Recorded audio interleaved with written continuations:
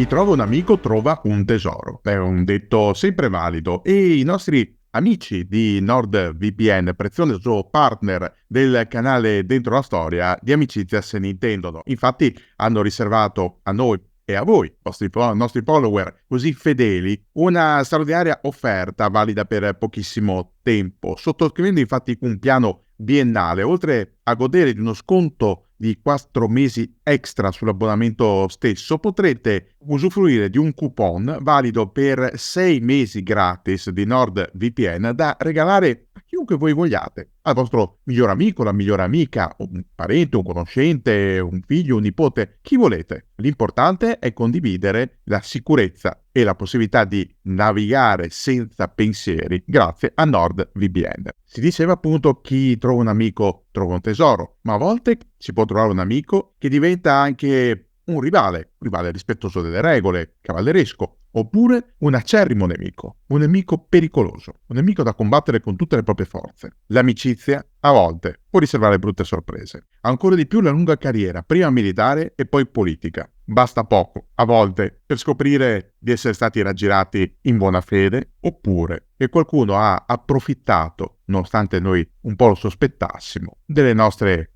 capacità e soprattutto della nostra disponibilità. Il nostro personaggio di oggi si potrebbe riassumere proprio con queste piccole massime. Un uomo tutto d'un pezzo che ha dedicato tutta la sua vita a un paese, il suo paese, la Germania, e che nelle ultime fasi della propria vita ha fatto di tutto per evitare che il suo amato paese cadesse nelle mani di un uomo davvero pericoloso, che si era alleato tra l'altro in precedenza con dei suoi vecchi amici e vecchi compagni d'arme. Questo uomo, di nome Paul von Hindenburg, il nostro protagonista di oggi, può essere definito come il testimone ideale delle varie epoche tedesche, quella prussiana in cui era nato, quella del Secondo Impero di Guglielmo II e della Grande Guerra, in cui aveva operato come ufficiale di carriera, sino a diventare comandante supremo dell'esercito tedesco. Successivamente la carriera politica, una decisione sofferta per salvare un paese già in crisi dallo sbando totale. E alla fine la decisione peggiore, l'alternativa del diavolo, affidare il potere a un rivale per nulla cavalleresco che si era approfittato dell'alleanza con personaggi rispettabili per scalare le posizioni di vertice, per scalare il potere, per raggiungere il proprio scopo, senza alcun rispetto nemmeno delle regole democratiche. Questa nostra storia inizia idealmente proprio da lì, da una sera che difficilmente il nostro personaggio avrebbe dimenticato, il 30 gennaio del 1933. Poche ore prima, nel pomeriggio, nello studio del presidente della Repubblica di Weimar, un austriaco da poco naturalizzato tedesco, basso, con lo sguardo ipnotico, la frangetta pettinata su un lato e un paio di caratteristici baffetti, ha fatto ingresso nello studio presidenziale. È in borghese, è vestito in maniera formale. È lì per prestare giuramento come cancelliere del Reich. Giura di rispettare la Costituzione, le libertà fondamentali, i diritti e i doveri dei cittadini tedeschi e di operare per il bene della Germania. Testimone di quel giuramento è lui, Paul von Hindenburg, che dal 1925 ricopre l'ufficio di presidente del Reich. Un Reich diverso da quello in cui era cresciuto. Un Reich che non avrebbe mai voluto affidare a quell'uomo coi baffetti, che profondamente detestava, ma vi era stato costretto dai flop elettorali, costretto dai fallimenti prima di Franz von Papen e poi del generale Kurt von Schleicher, gli uomini che aveva scelto per guidare il paese e che uno dopo l'altro avevano dovuto alzare bandiera bianca. Paul von Hindenburg non voleva Adolf Hitler al cancellierato, temeva l'ascesa di Hitler e ne ebbe conferma la sera stessa del 30 gennaio del 1933, quando sotto le sue finestre, le finestre dei suoi appartamenti nella residenza presidenziale, vede accumularsi una grande folla con le torce e le bandiere, tutti in camicia bruna. Sono le SA che, intonando le canzoni del partito nazista, marciano su Berlino. È la caduta dell'ultima illusione di poter salvare la Germania da un incubo ormai imminente. Ma come si è arrivati a questo? E come Paul von Hindenburg era giunto alla presidenza del Reich? Dobbiamo fare un robusto passo indietro. Hindenburg era nato in quella che oggi è la Polonia, a Posen, oggi si chiama Poznan, figlio di un aristocratico, Robert von Beneckendorf und von Hindenburg, e di sua moglie Luisa. Diretto discendente, secondo la tradizione, del grande riformatore Martin Lutero, il creatore della riforma protestante luterana, un retaggio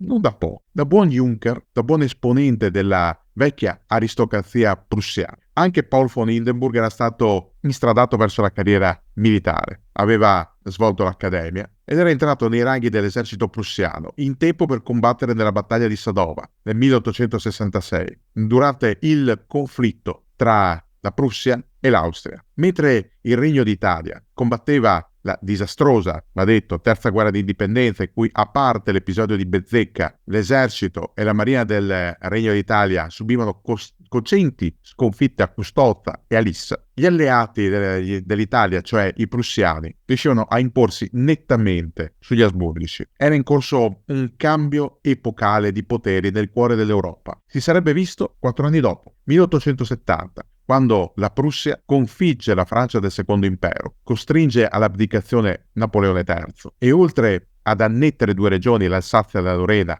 umiliando la Francia, riunifica sotto di sé l'impero tedesco. Nasce appunto il Secondo Impero, il Secondo Reich, quello di Guglielmo II. All'interno di quell'impero la classe politico-militare diventa dominante. Un personaggio come Paul von Hindenburg fa carriera. D'altronde è molto dotato, è molto intelligente. Nel 1903 è già promosso generale. Nel 1911 si ritira dal servizio attivo con il grado di generale di corpo d'armata. Ma quel ritiro era solo una sorta di punizione inflitta perché si era dimostrato troppo abile. Nel corso di una esercitazione militare che aveva visto la presenza sul campo del Kaiser Guglielmo II in persona, von Hindenburg era riuscito a far prigioniero proprio il Kaiser. Un affronto. Ma quell'affronto, per quanto sgradito a livello di protocollo, aveva dimostrato tutta l'abilità tanto di von Hindenburg quanto degli suoi collaboratori, gli uomini che sceglieva per la composizione del suo Stato Maggiore. Allo scoppio della Grande Guerra nel 1914 era logico che l'impero tedesco e il suo esercito richiamassero in servizio gli uomini migliori, a cominciare proprio da Paul von Hindenburg, che avrebbe dominato la scena innanzitutto a Oriente. Il fronte orientale inizialmente è molto complesso per l'impero tedesco. Dover fronteggiare l'esercito zarista, che pur male armato è molto più numeroso in termini appunto numerici, non è semplice. Von Hindenburg però si dota degli uomini giusti. Uno di questi è Erich Ludendorff, generale, capo dello Stato Maggiore proprio di von Hindenburg. Lavorano spalla a spalla von Hindenburg e Ludendorff, e con loro c'è un ufficiale eccezionalmente intelligente, il colonnello Max Hoffmann,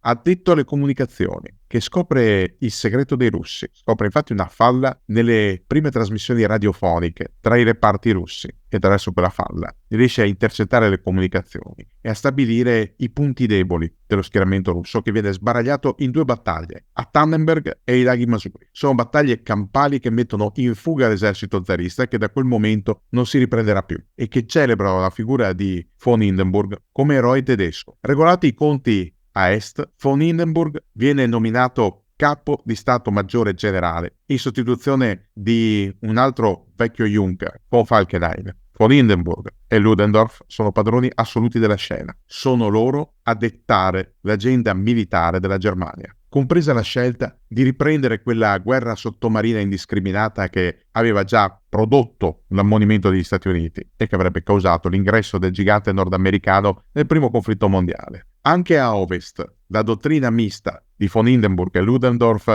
vede i propri effetti. Viene realizzata una complessa linea fortificata, la cosiddetta linea Hindenburg, detta in realtà Siegfriedstellung, che era un sistema difensivo a 3 livelli per oltre 150 km di lunghezza all'interno della Francia conquistata. Una linea definita impossibile da infrangere, ma che verrà spazzata via durante l'offensiva dei 100 giorni. Nonostante comunque quell'offensiva vittoriosa costerà parecchio in termini di vite umane agli alleati occidentali. Von Hindenburg conclude la guerra sostanzialmente da eroe riconosciuto dell'esercito tedesco, ma nuovamente anche da pensionato. Non c'è da stupirsi, ha ormai una certa età. Cosa gli si può chiedere oltre rispetto a quello che ha già dato? Cosa può dare ancora alla Germania? Un uomo che fino a quel momento non si è assolutamente tirato indietro, un uomo che a 71 anni ha visto il suo paese sconfitto e il suo Kaiser costretto ad abdicare. Teoricamente non gli si potrebbe dire nulla, non gli si potrebbe obiettare assolutamente nulla, ma succede qualcosa. Al termine della Grande Guerra, il Reich tedesco non è solo sconfitto e umiliato. Le clausole di Versailles sono pesantissime. Innanzitutto viene imposto il pagamento di ingenti danni di guerra ai favori dell'Inghilterra e della Francia. La Francia, per garantire il pagamento, decide di occupare la Ruhr, cioè la zona industrializzata della Germania. In più, come abbiamo già visto in un altro video, ciò che resta della flotta imperiale si autoaffonda per non essere consegnata agli alleati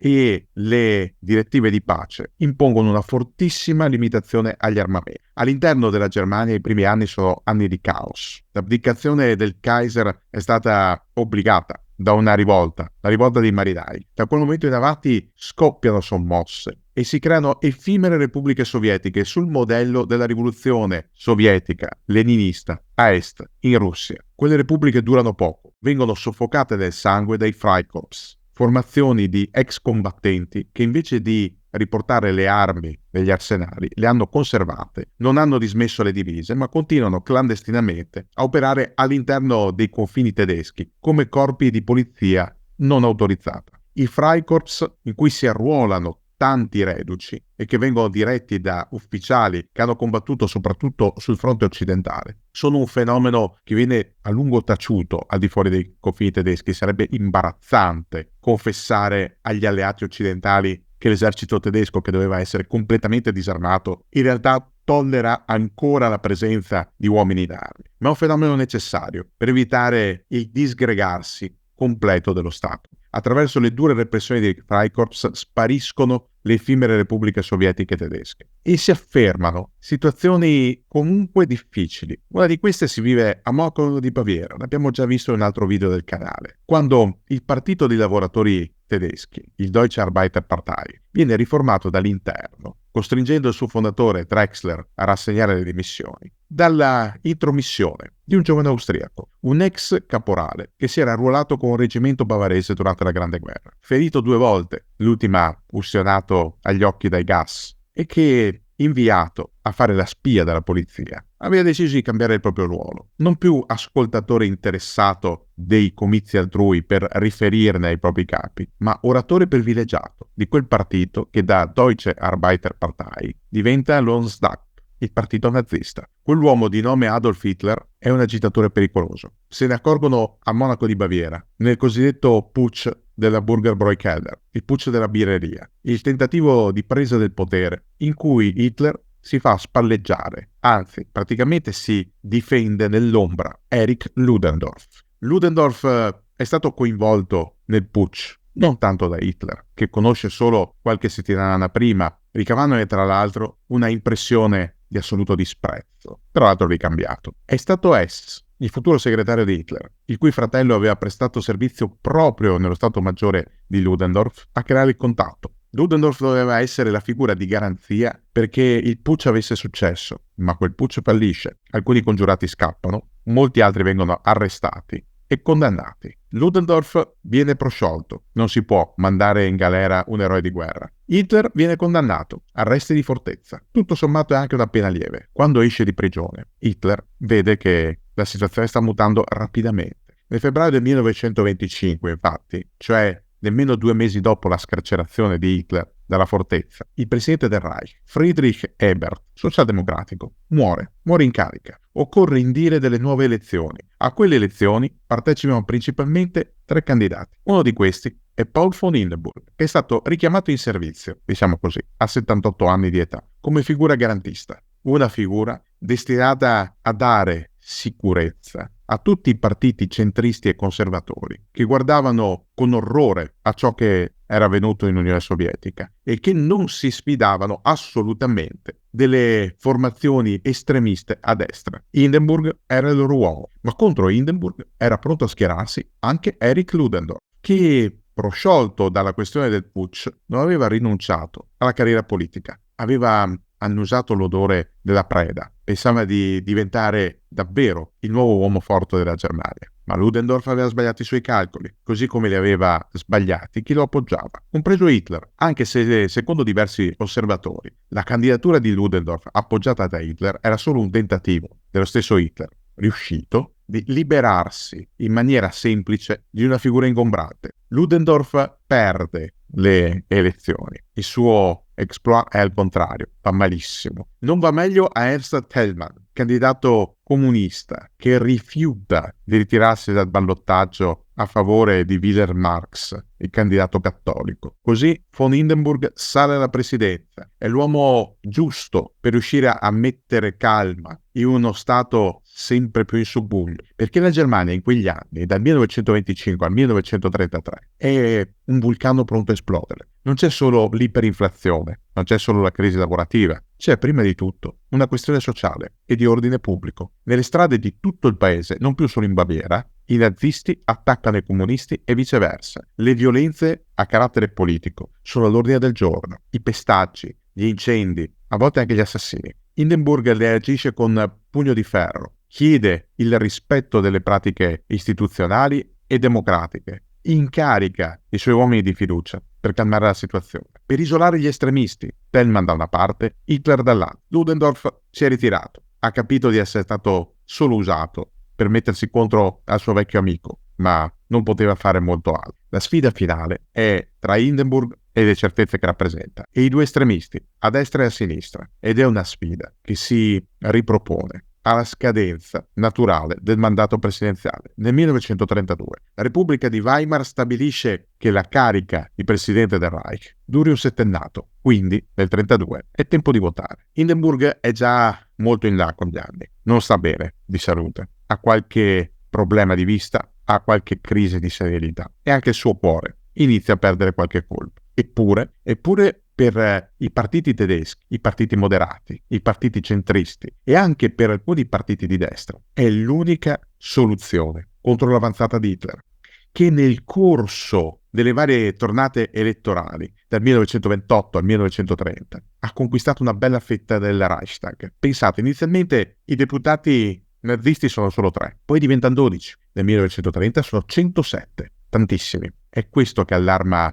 Hindenburg ed è questo che lo spinge, soprattutto dopo aver vinto la corsa alle elezioni presidenziali del 32 contro Hitler, che prende il 37% dei suffragi contro il 53% dello stesso Hindenburg, lo vede appunto preoccupato. Perché? Perché qualche mese dopo le presidenziali ci sono altre elezioni parlamentari. Questa volta i nazisti stravincono, passano da 107 a 230 seggi, cioè praticamente raddoppiano e anche qualcosa di più la loro porzione al Parlamento. Sono il primo partito di maggioranza relativa all'interno del Reichstag. Teoricamente toccherebbe a loro esprimere il cancelliere, ma Hindenburg non ne vuole sapere, non vuole ricevere nel suo ufficio quel caporaletto austriaco che detesta. Ricambiato. Non gli piace, lo giudica una rivista, un violento, un uomo incapace di governare e capace solo di puntare alla violenza. Per questo motivo si affida a 2 uomini di fiducia. Il primo è Franz von Papen, che prova inutilmente a formare un governo. Von Papen fallisce. Allora si gioca la seconda carta, quella del generale Kurt von Schleicher, che in realtà era già pronto la volta precedente, ma aveva lasciato andare avanti von Papen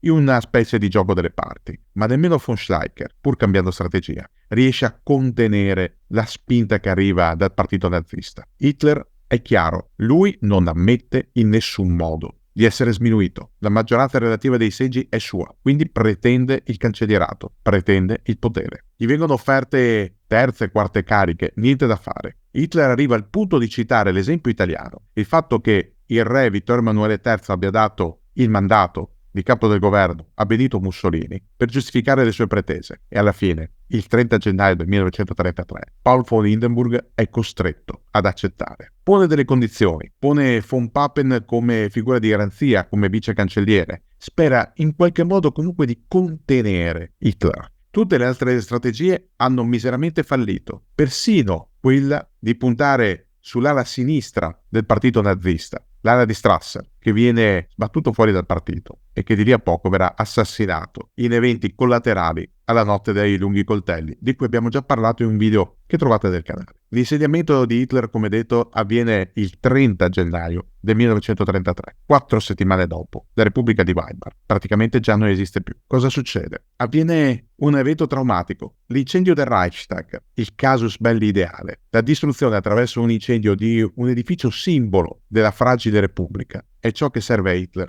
per presentare a Hindenburg un progetto di legge già pronto da diverso tempo, un decreto del cancelliere. È in pratica l'abolizione delle garanzie costituzionali. Hindenburg non vuole firmare, pretende che quel decreto faccia un passaggio in Parlamento. Così avviene. In Parlamento i nazisti, che hanno la maggioranza relativa, costringono gli altri partiti di destra a votare con loro. Von Papen, che è l'ultimo ad opporsi, viene zittito. Il decreto passa. È un decreto che limita fortemente la libertà di stampa ed opinione, che limita la libertà di espressione e di movimento, che accentra i poteri nel governo, nella figura del cancelliere. È una dittatura. Von Hindenburg, già malato, si ritrova a dover firmare, controvoglia, ma è obbligato, quel decreto che sancisce l'avvio di una dittatura. Lo Stato a poco viene formattato. Le istituzioni repubblicane, anche quelle laiche, una dopo l'altra vengono inglobate dal nuovo Stato nazista, che è come una sorta di tumore. Cresce all'interno dell'organismo, lo assimila e si sostituisce ad esso, fino a portarlo alla morte. Le metastasi si vedono un po' ovunque. Vengono aperti i primi campi. Il primo di questi è Dachau, campi che dovrebbero essere di addestramento per le SA e che in realtà diventano campi di prigionia per i nemici del Reich. Ma non solo. La società tedesca,